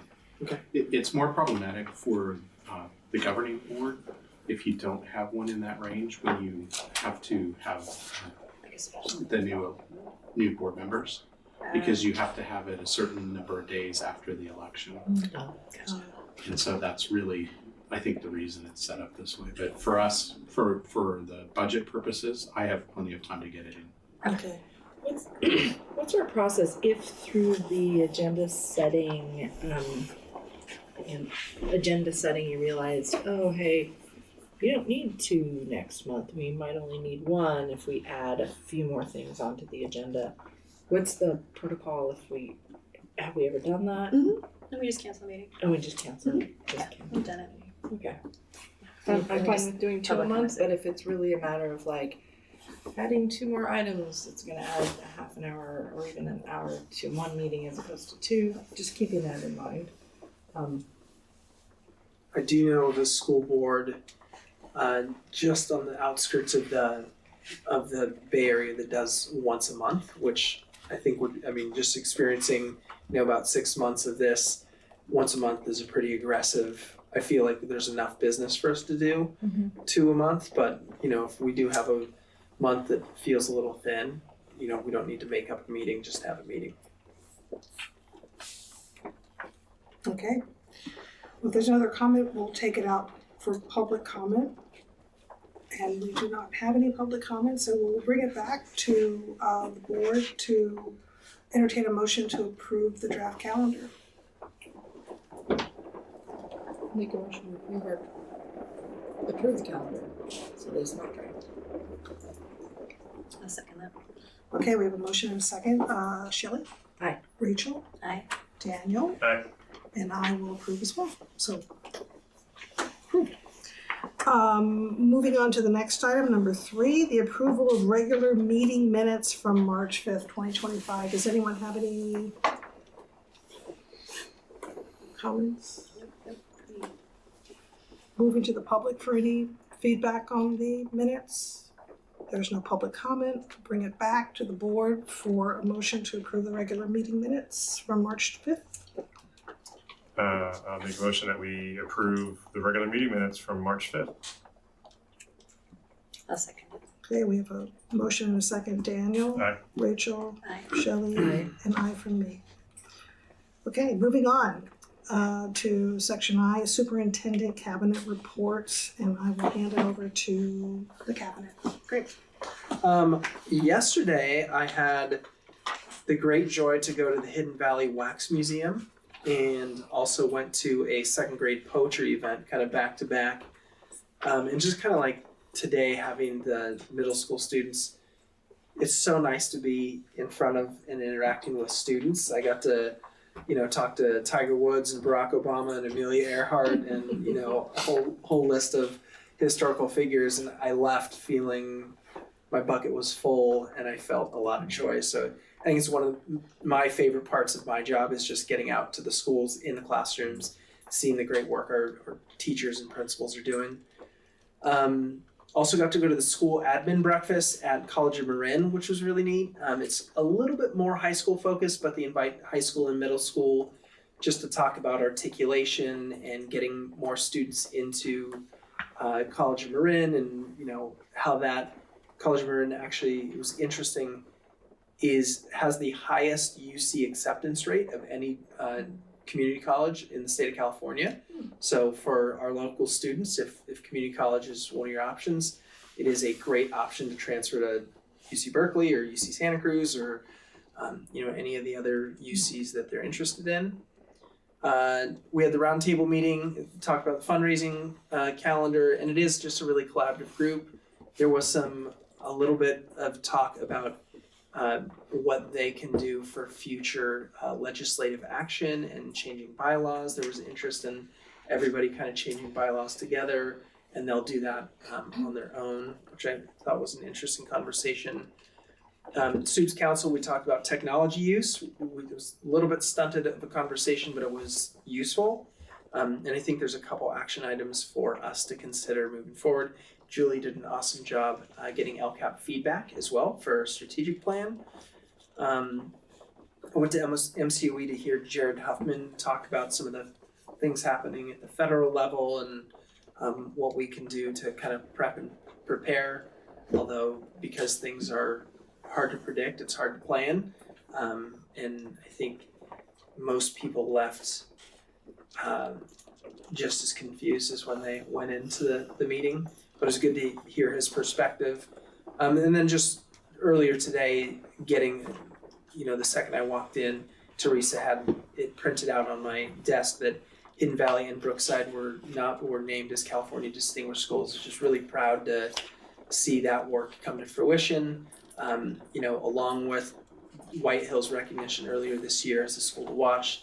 It's 3 out of our 5 schools that have had a significant award this year. And the other 2 schools, Wade Thomas has been a California Distinguished School in the past, and Manor really deserves a lot of credit for raising multilingual learner achievement this year. So, every school has something to celebrate this year, and I'm really proud of that.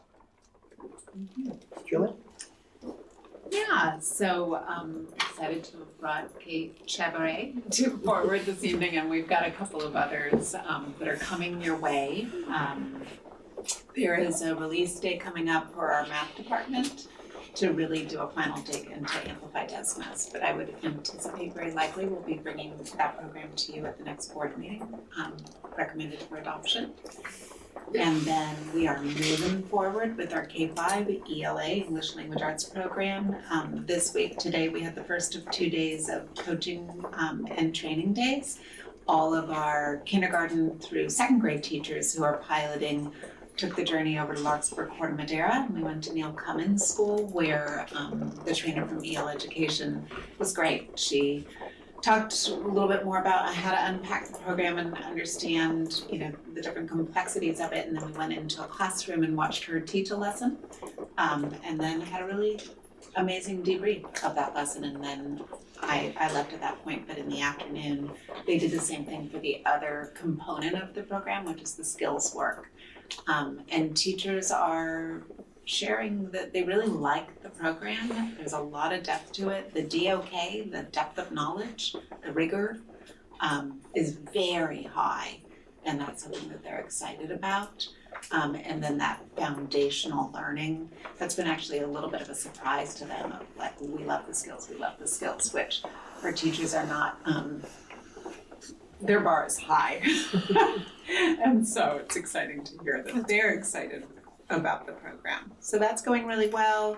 We also are looking at a new TK curriculum, well, new to us, TK curriculum. We piloted one this year and decided it wasn't the right one for us for a number of reasons. But there's another one that actually our TK lead teacher, Cindy Credo, learned about when she went to a big conference this year that really does, from what I understand, the job of infusing the play-based with the academics and really intentionally supporting students in learning through play.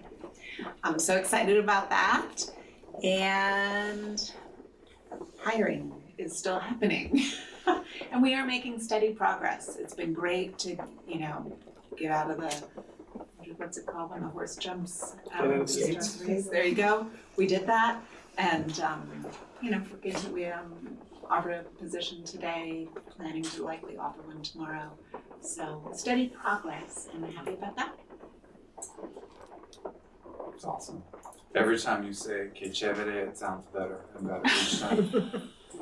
Each time, it's like you're mastering it. I like that the book is called something that's a word that most people who have my high school level of Spanish don't know that word. I think that's kind of cool. See that? Let's see. This coming Friday will be the 3rd and final all-day gathering at COE for the NorCal Inclusion Collaborative. Really powerful work, and amazing to be with our Ross Valley team, but also to connect with probably 12 or so other districts engaged in the same work. very, very cool. And also, like Tyler up at Hidden Valley to see the Living Wax Museum, and just impressive, to have fourth graders that are practicing their public speaking, and they have these strangers walking up to them, and they're, Leonardo da Vinci, like, wow, like I was learning stuff, and but all of them just really, really impressive. And congratulations to Ms. Hirsch. My older daughter actually has her husband as a teacher too, so we're a great Marin educator family, like so many that we know. And then also last week at Wade Thomas, the Neurodiversity Celebration Week, which it's a pinnacle event, was the Wednesday Welcome, which of course are always special. It's always special to bring community together and have parents there. But they also coupled it with Persian Heritage Month. So there was some comments, some music, and just kudos to Principal Harris and that whole staff for collaborating with parents and having parents speak and children speak about something so personal to each of them, each of us. That was really inspired and inspiring, so I felt privileged to see that.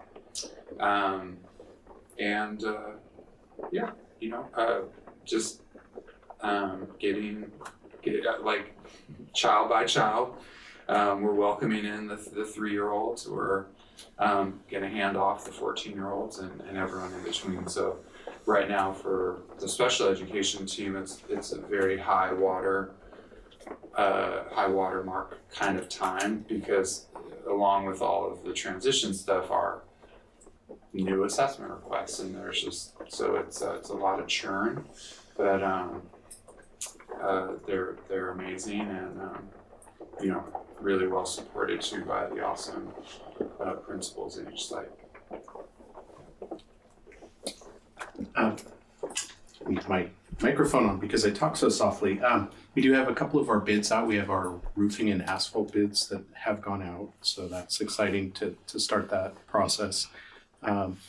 We did have a water leak at Wade Thomas on Monday morning. That was our welcome back to school memo that we got, and it's in rooms 19 and 20 and in the third grade rooms. And what we've done so far is we have a restoration management company out taking a look at everything. They've already lifted up the walls about 18 inches, almost every wall. Had a lot of water in the walls, so they've had to do that. They're in the process of drying everything out. Luckily, it's kind of a steel beam, so we don't have wood there. But the reason they had to take the walls up is because of the type of materials it was. It was almost like a sawdust once you pulled the backing off. It was a little unusual, but so we do have some additional work that we need to do there. There's no timeline currently, and I do want to thank our maintenance staff for the hard work that they put in on Monday just to find the leak. It's a new building, so it was really unusual for us to have the leak to begin with. What was equally as unusual is to find that there's no shutoffs for that brand new wing. And so we were looking at plans, we were looking everywhere for it, and there was nothing. And so that was one of the things that we added to at least those 2 rooms, that we were able to add a shutoff, which will allow us to not have to shut the water off for the entire campus if we have something happen again in that general area. So that's important for us. And just wanted to let you know that. And also to kind of dovetail on what our VTA was talking about this evening about looking at and working with local legislators. One of the things that I'm doing is I've joined a group to with the Legislative Analyst's Office. It's kind of a roundtable of CBOs from around the state to look at funding, and specifically like our average daily attendance versus enrollment. And what they want to know is kind of how do districts pay for staffing? You know, what are the types of things that we put into a classroom just based upon enrollment and how we get paid for ADA. So that'll be an interesting step, and hopefully something comes out of it with the LAO, some type of a report, which oftentimes they will have some influence over the state legislation. So that's exciting for us. And the Ross Valley Voice will be in the room. Wonderful. Thanks for joining us.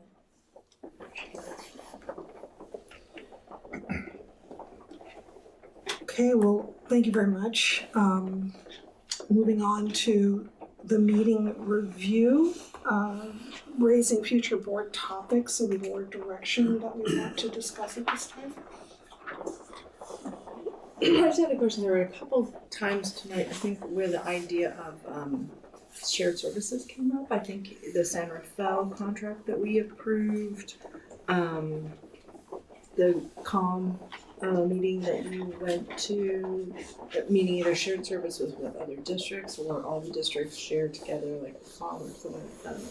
Might be interesting at some point. Don't want to make extra work, but if it kind of folds in with the flow of something, to kind of look at all the different ways that we're doing those kinds of shared services or cooperation with other districts, because I've heard it Smitters Matter before, and I think it's just, again, I know Tyler, you've talked lately with our budget in terms of how efficient and effective we are with the money that we have, and I think that's another great example of the way we're able to do it. Plus, I was also just thinking about like curriculum adoption and whether there's groups of districts that share what they learn when you go through this process for somebody coming behind you next year. Like if there's other districts who are thinking of curriculum adoption, there's 3 state approved Spanish curriculums. Other people who might have to do this could avail themselves of our services and we have theirs. And so it's just something that came to mind.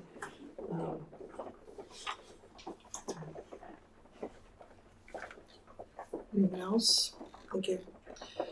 Meeting debrief. I will mention, I wanted to say it earlier, but I wanted to be separate to acknowledge those families and individuals who are recognizing Ramadan, and to send what we say Ramadan Kareem, and to those families out there. Thank you.